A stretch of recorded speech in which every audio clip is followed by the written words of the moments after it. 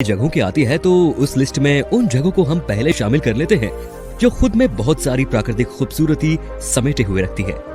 वैसे तो ढूंढने पर आपको दुनिया भर की अनेक जगहें मिल जाएंगी, लेकिन आज हम जिस देश के बारे में आपसे बात करने जा रहे हैं उसकी पहचान सबसे अलग है। बाहरी दुनिया के लिए अबूझ पहेली की तरह ये देश और कोई नहीं, भूटान है।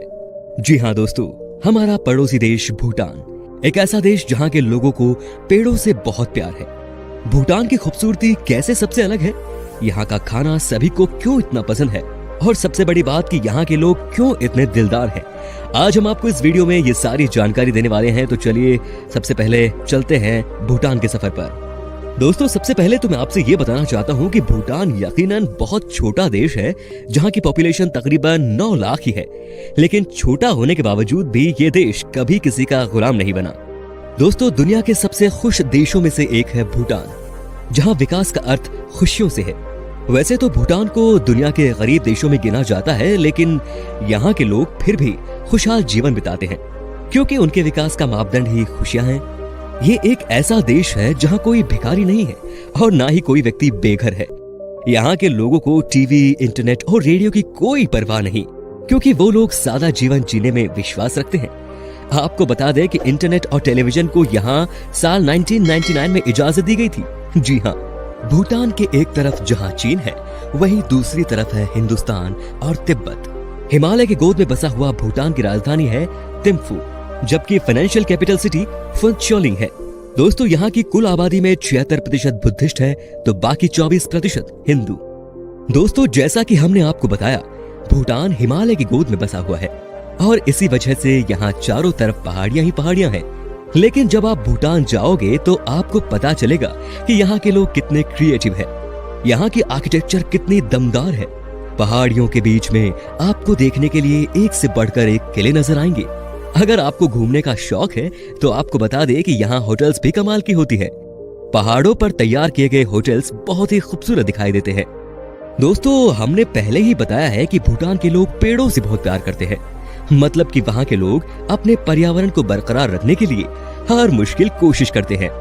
यहाँ पेड़ लगाना काफी लोकप्रिय है। 2015 में भूटान ने मात्र 1 घंटे में 50,000 पेड़ लगाने का गिनीज वर्ल्ड रिकॉर्ड भी बनाया था। वाह भाई वाह, क्या बात है। इतना ही नहीं, भूटान की जनता ने राजा और रानी के प्रथम पुत्र प्राप्ति पर पूरे देश में 1,08,000 पौधे लगाकर खुशियां मनाई थी। भाई ऐसा तो हिंदुस्तान में भी होना चाहिए। सच में खुशियां मनाने का इससे अच्छा तरीका मैंने आज तक नहीं देखा। हमें भी इनसे कुछ सीख लेनी चाहिए, है कि नहीं दोस्तों? कमेंट में जरूर बताएं ये बात। दोस्तों भूटान देश के कानून के मुताबिक यहाँ के 60% भाग में जंगल ही होने चाहिए। अभी भी भूटान का 70% क्षेत्र वनों से घिरा हुआ है। साथ ही भूटान से जुड़ी एक और अच्छी बात यह है कि यहाँ किसी लुप्त प्राय प्रजाति के जीव को मारने पर उम्र कैद की सजा तक का प्रावधान है। प्लास्टिक की थैलियां यहाँ 1999 से ही प्रतिबंधित है और तंबाकू का लगभग पूरी तरह से गैर कानूनी है।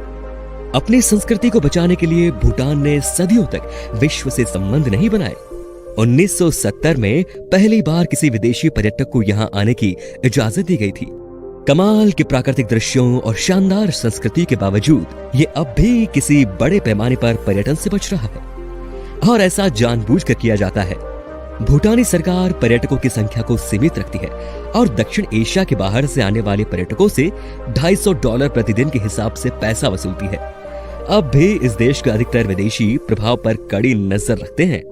दोस्तों भूटान के किसी निवासी के साथ अगर आपकी मुलाकात हो गई और उनकी कही बातों को समझ नहीं पा रहे हैं तो चौंक मत जाइएगा, क्योंकि यहाँ के निवासी जोंगखा भाषा में आपके साथ बात करते हैं। एक और बात शायद आपको पता नहीं होगा कि भूटान देश का नाम भूटान नहीं है। जी हाँ दोस्तों, केवल इंग्लिश में इसे भूटान के नाम से पहचाना जाता है। इस देश का स्थानीय नाम है ड्रुक युल, जिसका मतलब होता है ड्रैगन का देश। भूटान विश्व के अद्भुत देश के नाम से जाना जाता है, पर क्यों? इसका रहस्य बहुत ही आश्चर्यजनक है। क्या कभी आपने किसी ट्रैफिक पुलिस को अपने पारंपरिक नृत्य के द्वारा चलती ट्रैफिक को गाइड करते देखा है? शायद नहीं देखा होगा, लेकिन आपको बता दें कि भूटान की राजधानी थिम्पू में कोई ट्रैफिक लाइट नहीं लगाई गई है। इसके बावजूद बड़ी आसानी से ट्रैफिक यहाँ पर चलता है। जब लोग ही इतने समझदार होंगे तो क्या जरूरत है ट्रैफिक लाइट की? पता नहीं ये हिंदुस्तान में कब देखने को मिलेगा। चलिए आगे बढ़ते हैं। भूटान देश में सभी नागरिकों का जन्मदिन समान माना जाता है और हर नए साल के दिन सभी लोग अपना जन्म दिवस मनाते हैं। वास्तव में यहाँ किसी को परवाह ही नहीं है कि उनकी वास्तविक उम्र या जन्म तिथि क्या है। वैसे आपका जन्मदिन कब है, आप हमें कमेंट सेक्शन में बता सकते हैं। दोस्तों, जैसा कि आप सब जानते होंगे कि भूटान में भगवान बुद्ध को पूजा जाता है और उन्हीं के दिखाए गए मार्ग पर जिंदगी को जिया भी जाता है। यहाँ के लोग बेहद शांत स्वभाव के होते हैं। लड़ाई झगड़े का यहाँ कोई कल्चर नहीं। साथ ही आपको ये भी बता दें कि भूटान के लोग डांस के बहुत शौकीन होते हैं। यहाँ हर प्रकार के फंक्शन को नाच गाने के साथ सेलिब्रेट किया जाता है। जब यहाँ के लोकल डांस परफॉर्मेंस देते हैं तो सभी टूरिस्ट देखते ही रह जाते हैं।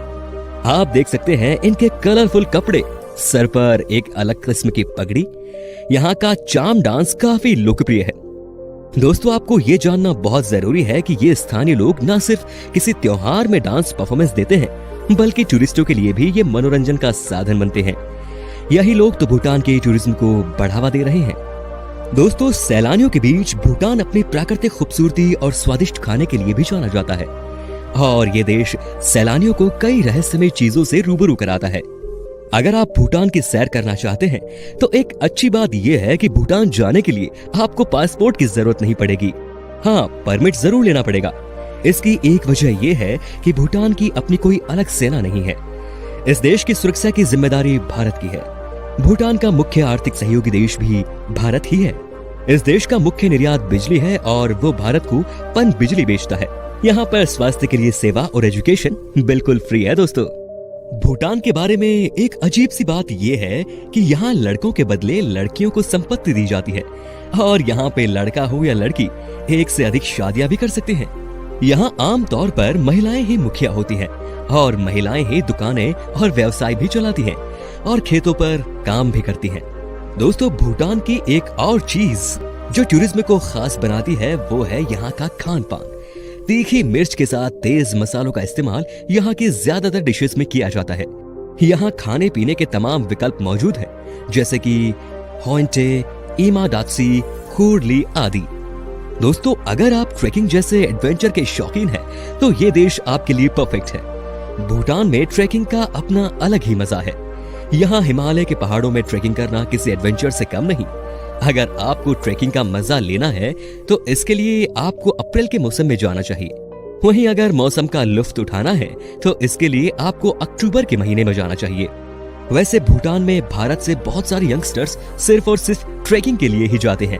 ऊंची ऊंची पहाड़ियों पर ट्रेकिंग करना, टेंट लगाकर वहां रुकना, रात में आग जलाकर खाना तैयार करना, दोस्तों के साथ मिलकर रात को यादगार बनाना, इससे ज्यादा आपको और क्या चाहिए किसी छुट्टी वाली डेस्टिनेशन में। तो चलिए अब आपको हम रूबरू करवाते हैं भूटान की वो सारी जगहों से जहां जाकर आपका मन सुकून से भर जाएगा। सबसे पहले बात करेंगे हम थिम्पू की। राजधानी और भूटान का सबसे बड़ा शहर है थिम्पू, जिसे आप अपने भूटान यात्रा में जरूर शामिल कीजिएगा। ये शहर वांगचू नदी के किनारे समुद्र तल से 2400 मीटर की ऊंचाई पर है और शहर के केंद्र में 4 समानांतर सड़कें हैं। यहाँ मुख्य बाजार, होटल, रेस्टोरेंट, शासकीय कार्यालय, स्टेडियम और खूबसूरत बगीचे आपका मन मोह सकते हैं। ये भूटान में एक ऐसी जगह है जिसे अपनी नाइट लाइफ के लिए भी जाना जाता है। थिम्पू देश की एक ऐसी जगह है जो आज भी भूटानी परंपराओं पर कायम है, क्योंकि इसमें बुद्ध और डेनमा जैसी विभिन्न वास्तुकला संरचनाएं हैं। दोस्तों, दूसरी है पारो। पारो भूटान का तीसरा बड़ा शहर और पर्यटन के लिहाज से नंबर 1 शहर है, जो नदी किनारे बसा हुआ है। भूटान का एकमात्र हवाई अड्डा पारो में ही है। 155 मंदिरों और मठों का घर ये शहर भारी संख्या में दुनिया भर के पर्यटकों को अपनी ओर आकर्षित करता है। भूटान के प्रतिष्ठित मठों में से एक है टाइगर नेस्ट मोनेस्ट्री, जो पारो शहर में एक चट्टान पर स्थित है। जब आप यहाँ जाते हैं तो आपको एक अलग ही सुकून मिलता है। यहाँ आकर लोग घंटों तक ध्यान करते हैं। पहाड़ों के बीच बना हुआ ये मोनेस्ट्री दिखने में बहुत खूबसूरत है। हालांकि पहाड़ों के बीच से निकलकर यहाँ तक पहुँचना आसान नहीं है। इसके अलावा पारो के घूमने लायक जगहों में रेनपंप जोंग, भूटान नेशनल म्यूजियम और पारो विकांड मार्केट के नाम से शामिल है। पारो विकांड मार्केट में आपको भूटानी परंपरा के लिहाज से सभी चीजें मिल जाएंगी। आप यकीनन इस मार्केट को बहुत एंजॉय करने वाले हो, ये मेरा वादा है। तो चलिए अब बात करते हैं हाफ वैली की। दोस्तों हा वैली पारो से 67 किलोमीटर की दूरी पर है। ये जगह कुदरत के दिलकश नजारों से भरपूर है। यहाँ पहुंचते ही ठंडी हवा के झोंके पर्यटकों का स्वागत करते हैं। ओए होए होए होए। यहाँ की पहाड़ियों में रंग बिरंगी लहराती पताकाएं इस जगह की खूबसूरती में चार चांद लगाती है। हा शहर अपनी प्राचीन परंपराओं और रीति रिवाजों के लिए जाना जाता है दोस्तों, और इसकी पतली आबादी वाले घाटी क्षेत्र के साथ ये स्थान आपको शांत महसूस कराएगा। अगर आप भूटान घूमने जाएं तो ये जगह आप बिना घूमे मत लौटिएगा। अब बात करेंगे पुनाखा की। पुनाखा भूटान का एक प्रमुख शहर है जो समुद्र तल से 1300 मीटर की ऊंचाई पर मोचू नदियों के किनारे बसा हुआ है। पुनाखा भूटान की पहली राजधानी रही है और ये थिम्फू से 77 किलोमीटर दूरी पर स्थित है। ये दर्रा अपने शानदार 108 गुंबदों के लिए मशहूर है। बस कुछ ही किलोमीटर में फैला इस शहर का शांत माहौल आपका मन मोह लेगा। आपको बता दें कि ये जगह माउंटेन बाइकिंग और ट्रेकिंग के लिए एक उत्कृष्ट स्थान है। इसके अलावा यहाँ भूटान का सबसे लोकप्रिय साहसिक खेल रिवर राफ्टिंग मोचू नदी में किया जाता है। पुनाखा शहर में स्थित पुनाखा जोंग भूटान का सबसे बड़ा और प्रमुख बौद्ध मंदिर भी माना जाता है। इस बौद्ध मंदिर और मठ तक पर्यटक नदी पर पारंपरिक शैली में बने बहुत ही खूबसूरत पुल से होकर जाते हैं। तो दोस्तों क्या सोच रहे हैं आप? कर लीजिए अपने बैग पैक और हो जाइए तैयार और निकल लीजिए भूटान के लिए। वैसे ये भी हिंदुस्तान के करीब ही है। यहाँ के लोग, यहाँ की भाषा, यहाँ की परंपरा, खान पान सब निराला है। आप एक बार भूटान जाएंगे तो बार बार जाने का मन करेगा। वैसे क्या आपने कभी भूटान की सैर की है? अगर की है तो बताएं हमें कमेंट में आपका एक्सपीरियंस। उम्मीद करता हूँ दोस्तों कि आपको हमारी ये वीडियो पसंद आई होगी। अच्छी लगी तो लाइक करिए, चैनल को सब्सक्राइब करिए और वीडियो को शेयर जरूर कीजिए। अगर आप फेसबुक पर हैं तो हमारे पेज को लाइक जरूर कीजिए। फिलहाल मिलता हूँ आपसे अगले वीडियो में। Till then bye bye and take care.